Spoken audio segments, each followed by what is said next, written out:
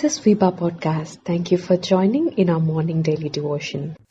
Today, we will look at Psalm 136, verses 1 to 12. Give thanks to the Lord, for he is good. His love endures forever. Give thanks to the God of gods. His love endures forever. Give thanks to the Lord of lords. His love endures forever. To him who alone does great wonders, his love endures forever. Who by his understanding made the heavens, his love endures forever. Who spread out the earth upon the waters, his love endures forever. Who made the great lights, his love endures forever. The sun to govern the day, his love endures forever. The moon and stars to govern the night, his love endures forever. To him who struck down the firstborn of Egypt, his love endures forever, and brought Israel out from among them, his love endures forever. With a mighty hand and an outstretched arm, his love endures forever. Let us imagine for a moment that you have been in a plane crash. The only people who survived the crash is you and another person. Yes, you have been critically injured, but you have been saved. If this was the scenario, how will your praise be? How thankful will you be? Give thanks to the Lord, for he is good. The psalmist says, give thanks to the Lord, for he is good. Let us ponder for a moment on the goodness of God. The goodness of God may thus be viewed as one of his glorious nature and character. Moses said, I pray thee, show me thy glory. And he said, I myself will make all my goodness pass before you, and will proclaim the name of the Lord before you. And I will be gracious to whom I will be gracious, and will show compassion on whom I will show compassion. Exodus chapter 33, verse 19.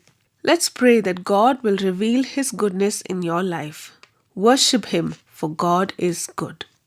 Looking at Psalm 136 and in verse 2 and 3, we read, give thanks to the God of gods. His love endures forever. Give thanks to the Lord of lords. His love endures forever. Give thanks to the God of gods, to the Lord of lords. Here are gods and lords all around us, but there is only one true God who rules the universe. To that great God belongs our best and deepest and highest praise. To the God who speaks, to the God who shows up when I need him, to the one who cares for me, to the one who gives me value, to the one who makes me his child, to the one who pardons my sin, will I give him my praise. Give thanks to the Lord, for he is good. Give thanks to the God of gods. Give thanks to the Lord of lords.